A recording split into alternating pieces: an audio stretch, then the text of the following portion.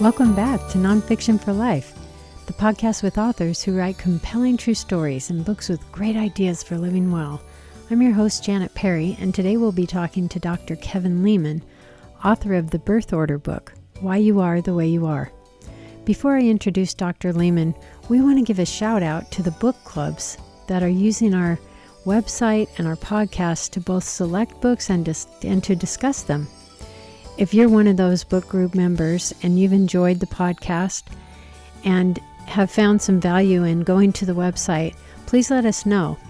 And if you have other nonfiction books on your club's schedule, let us know and we'll try to get those authors on our show.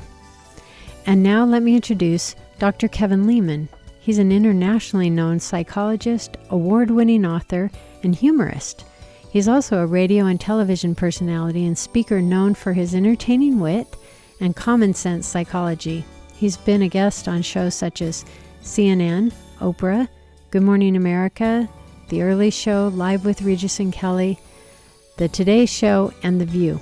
He's the founder and president of Couples of Promise, an organization that he created to help couples remain happily married. He and his wife, Sandy, are happily married and are the parents of their own 5 children. Dr. Leman is a New York Times best-selling author of more than 30 books on parenting, marriage, family, and relationships. And today we'll be talking with him about one of his most popular books, the Birth Order book, Why You Are the Way You Are. Welcome to the program, Dr. Leman. Hey, it's good to be with you. Well, we're talking about your book, the Birth Order book, and you have reprinted it twice since the original publication in 1985, almost once a decade. So evidently, birth order remains a relevant topic. Do you have plans to update it again soon? No, not at all. In 2009, well, let's go back to 1985. That's when the rage was Phil Donahue on TV. And that kicked the Birth Order book into high gear. And, of course, as a veteran of TV and radio, I did Oprah like 5 or 6 times and all the rest of those morning shows in New York. And people had a fascination with birth order that wasn't hard for me to understand, but I think the publisher had a difficult time understanding just how popular this concept was. Well, everybody's got a birth order. And so in 2009, I did take time to do an extensive revision just because of families, the way they've changed today. There's so many adopted children, so many blended families, so much divorce, so much single parenthood that I felt it'd be worthwhile to do it. It's paid off. People love the book, and they love to talk about it because everybody's got a birth order. Do we ever outgrow our birth order? You know, when families get together for holidays or reunions and children who are now adults find themselves falling back into similar behavior patterns of when we were younger, even if we've established our separate, accomplished lives. So how does that play? Why is that we seem to fall into those patterns? And does it have to do with birth order?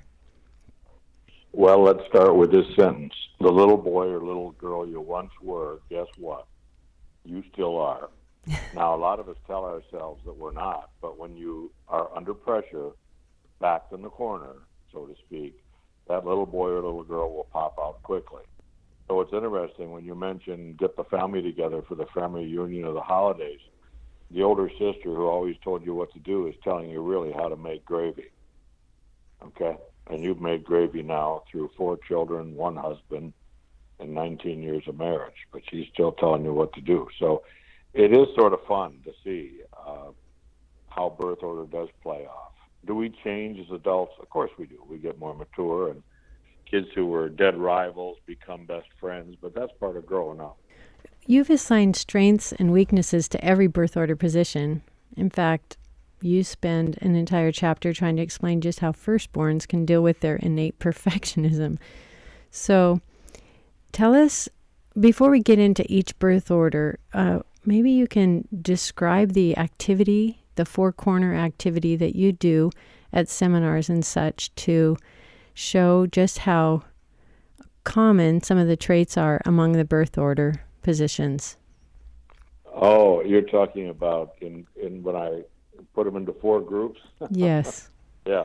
That's sort of a fun thing to do. Lots of times, if I have enough time when I'm out speaking, I'll do something workshop-like, and I'll get all the only children in one corner, the firstborns in another, the middle children in another, and the babies in another corner. So there's your four corners. And it's interesting because I ask them to get in a circle and stay in that circle. And I said, you may go ahead and talk. So it's a very non-directive thing. In the meantime, I go around and put face down 4 pieces of paper, one in each group. Just put it on the floor, don't say a word.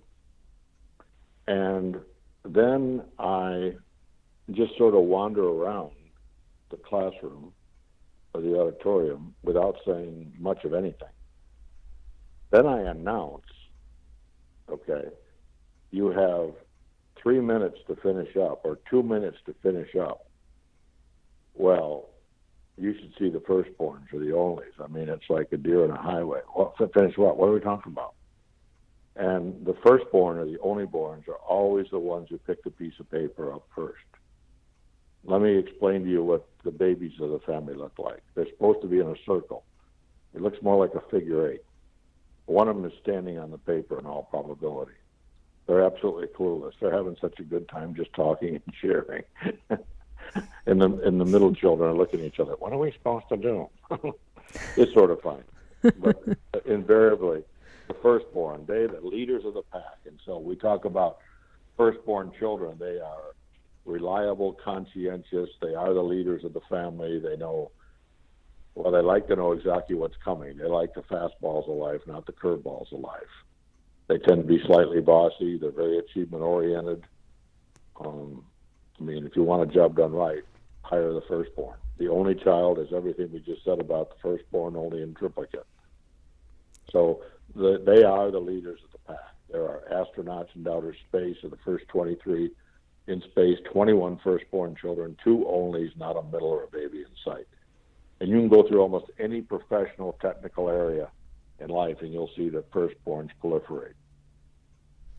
I think we're pretty familiar with firstborns just because there's so many of them, and some of the traits that you've mentioned. But what might surprise us about firstborns that we don't know?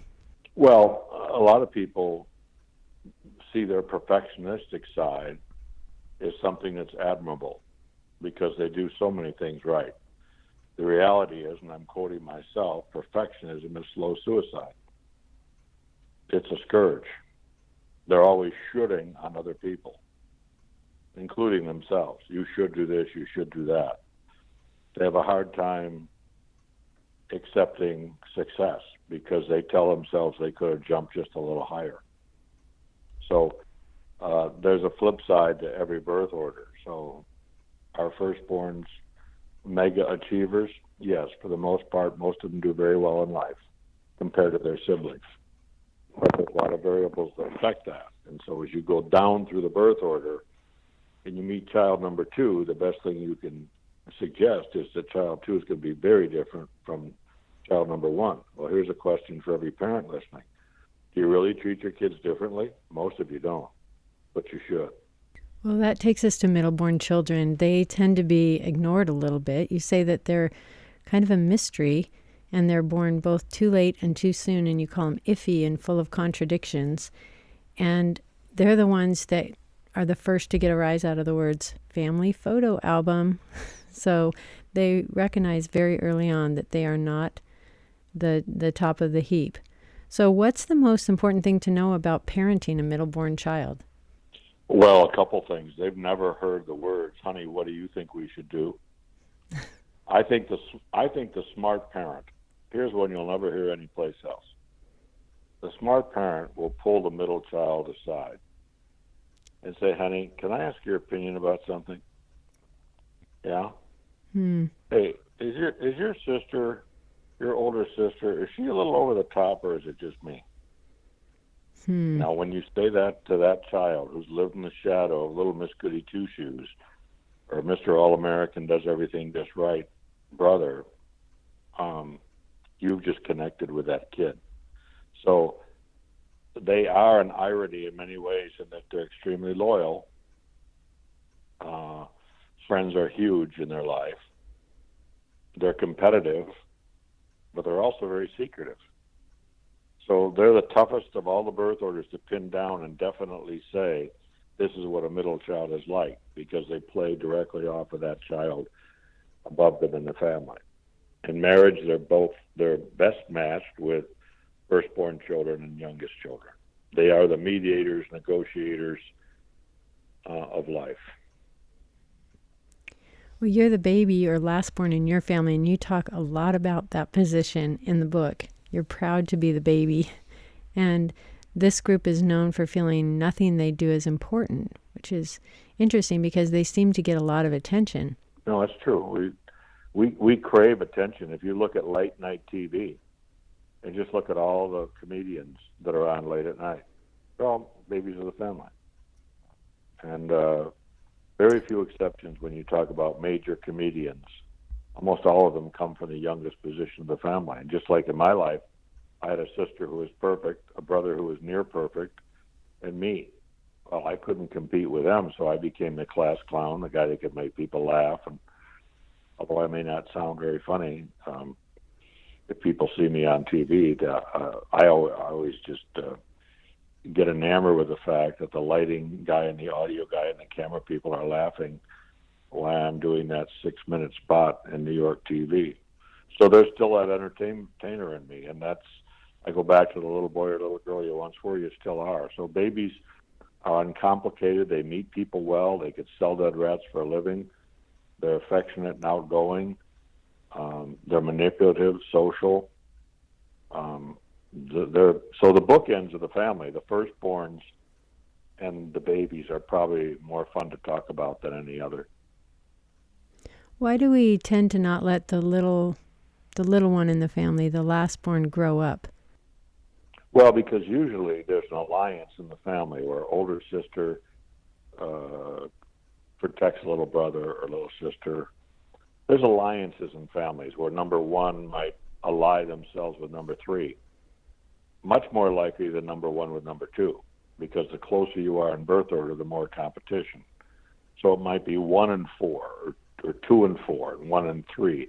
Those are the alliances. So lots of times people enjoy taking care of babies, and because babies are sort of self-serving people to begin with, they allow people to take care of them. And most of us, I'm a baby, I married a firstborn. That's a pretty good match. Those two people, very, very different, and yet it's a pretty good match marriage-wise. One birth order position that maybe we don't focus on very much is the only born child. Tell us just a little bit about that position. Well, they're little adults by age 7. Let's start with that. They're part of the triangle being mom and dad and the only child. As the only child grows older and parents grow older, guess what? A great sense of responsibility falls upon the only child. If that only child is not married, again, who helps when mom and dad get older? So they're little adults at a very early age. They do extremely well in life. They're your engineers, your accountants, anywhere where structure and perfection is paid off, your architects, your engineers, people like that. I remember an engineer working with him behind closed doors, and I'll never forget what he said. He said, if they would just keep people away from me and let me do my engineering, I'd be fine. And that's the attitude of many an only child. Now, are there exceptions? Yes. In fact, I say in the birth order book, once in a while you'll find an only child who was so prized, they become almost baby-like, like a youngest child. So you'll see that similarity. So birth order is never just cut and dried, all firstborns are this way. We talked about the perfectionistic nature of the firstborn. Well, I got news for you. Take a critical-eyed parent, one that could spot a flaw at 50 paces.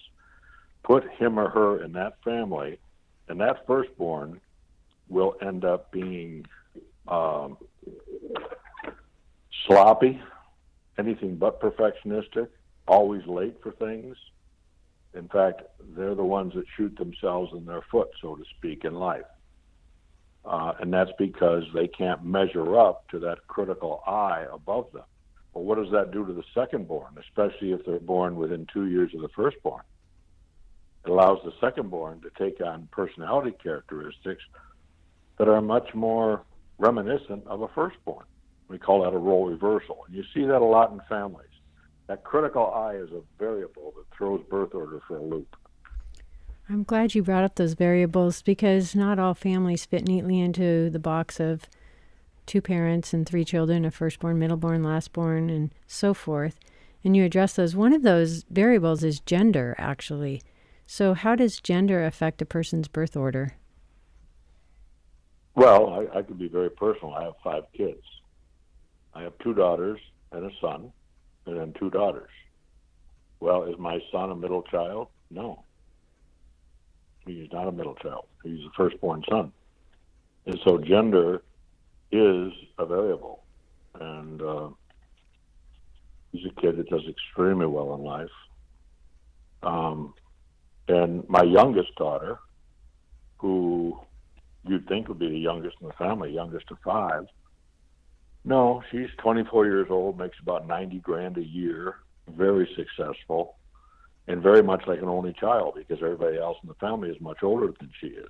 So our fourth-born is the baby. I mean, she loses things daily. Sweet as can be, great kid, meets people well, but not structured, and very, very creative. And so when you look at families, you have to look at the whole family. It's sort of fun for a parent who's just listening just now. What word would you use to describe your firstborn? What's the adjective?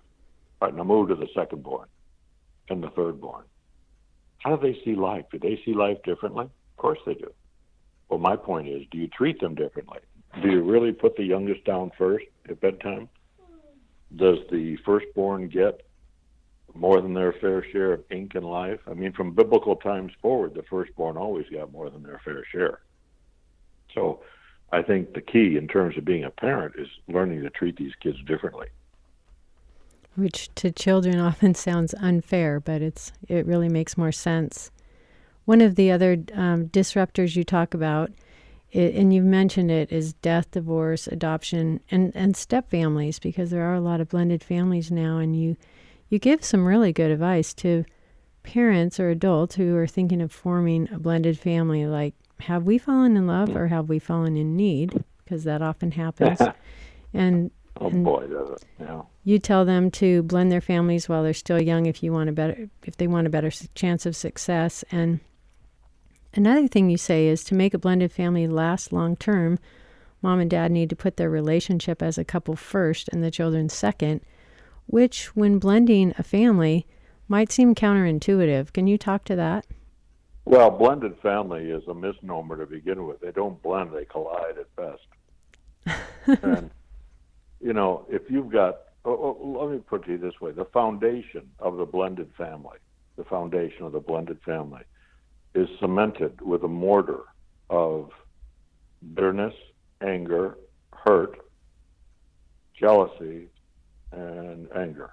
Now, I think I used anger twice on purpose, because everybody in a blended family comes with a little chip on their shoulder.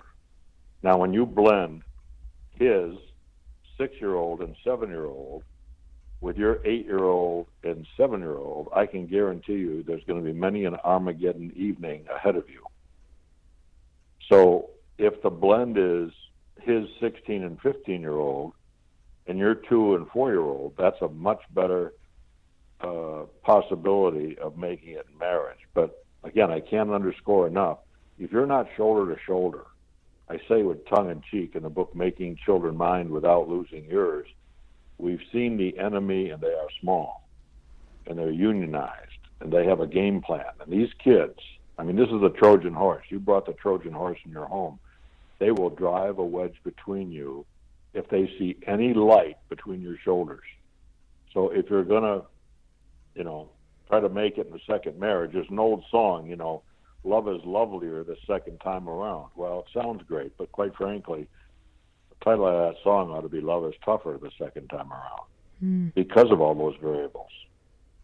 So it's a tough one. I wrote a book on the subject as well, but again, blended families, really, they don't blend, they collide. It takes an awful lot of work to make that goal, but it means there's got to be a team effort from mom and dad. You don't make decisions independent of each other.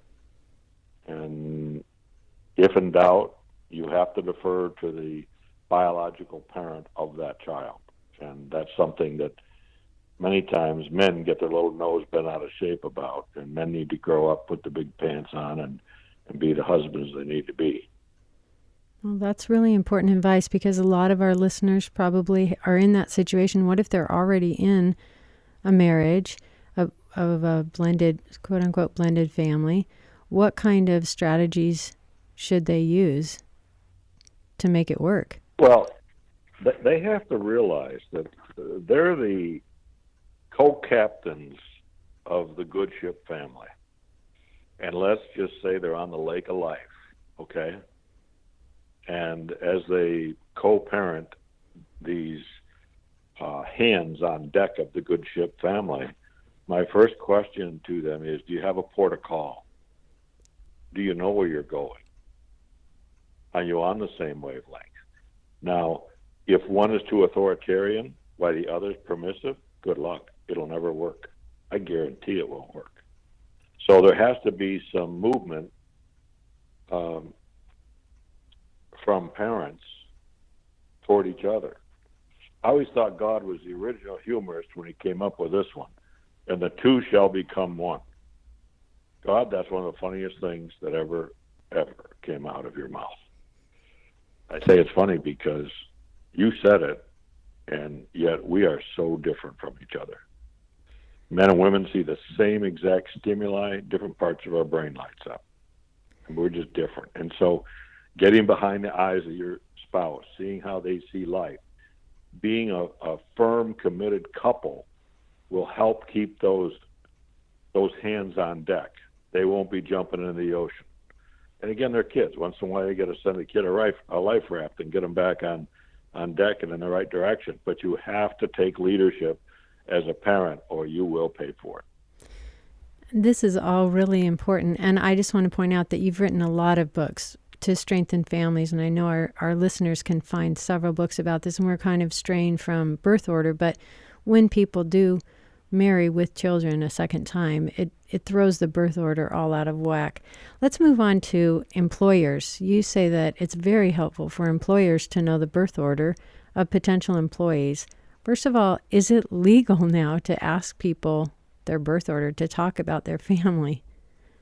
It's not. But, when you ask, I always tell people, I do a lot of consulting in the business world. I do YPO groups, Young Presidents Organization, where everybody in the room is at least a multimillionaire, And I always tell people it's all about relationships. And I wrote a book called The Way of the Shepherd, which is a 5-star rated book on leadership. If people want to read leadership, read The Way of the Shepherd. I guarantee you'll love it. But back to your question, small talk with people. Hey, just tell me about yourself. Where'd you grow up, et cetera. It'll come out. But watch. When I talk to salespeople, I always say, you have to adapt your personality to the person you're trying to sell. This person comes in with shiny wingtip shoes and every hair is in place. You don't have to go too far to guess that this is a firstborn personality. And they might be the one that's interested in that specification page in the auto dealership. That's black and white, by the way, I'll point out, where most people could care less about the specification page. They care about the color of the interior and the wood grain paneling and the color of the car and all that. But my point is, you sell people differently. And as an employer, would it be a real good idea to get a bunch of firstborns together on a project? I always tell women at a conference, ladies, I got an assignment for all you firstborn women. Invite all your firstborn girlfriends to your home for a wallpaper party and wallpaper your kitchen or your bathroom. Now, here's my guarantee. You'll have blood on the floor by 11 a.m. Because you have all these firstborn women who know exactly how life ought to be. So we have schools, Leman Academy of Excellence. They're now in 2 states. Next year we'll have 6 schools. They're charter schools. And one of the things we try to do is we try to seat children in classrooms where we'll put a firstborn next to a youngest child. Firstborn's not going to tolerate the shenanigans of a baby. They're going to tell them, hey, knock it off. I want to hear what the teacher's saying. So there's a lot of uses for birth order. We didn't talk that much about Middleborns and what their strengths are necessarily, but let's just use... They won't mind. I know. They don't mind being ignored. Why would you want to hire a Middleborn? For what kind of profession or position? Wow. They're great management people. They're good at seeing both sides of things. They're negotiators and compromisers.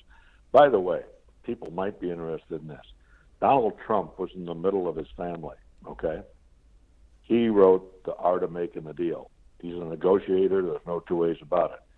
But there's a big gap between himself and his older brother. And all the sensitivity to criticism and his quick reaction to people. And that's firstborn. He's very much a controller. So he's a controller because he's functionally a firstborn, but he was in the middle. He has a lot of those middle skills. So whether you're talking about the President of the United States or your fourth-born child, parent, you might be surprised to see your kid has several firstborn qualities as well as middle child qualities, for example. So we're a mix, it sounds like often. Before we go, I just think it's really important for us to talk about how knowing birth order can also be insightful when choosing a mate. What do you consider the best combination for a strong marriage? Well, again, it's the differences that draw you together as a couple. Too much sameness breeds competition. 2 firstborns driving in a car, okay? Husband hangs a left-hand turn. Is only his firstborn wife can say, why are you turning here? I'm going to go down here and hit Elm Street. No, all you got to do is go straight ahead, hop on the interstate, you'll be there in a second. So see, the firstborns are the great improvers. I call firstborn women the Martha Luthers. They're the great reformers. They can reform anything. Okay?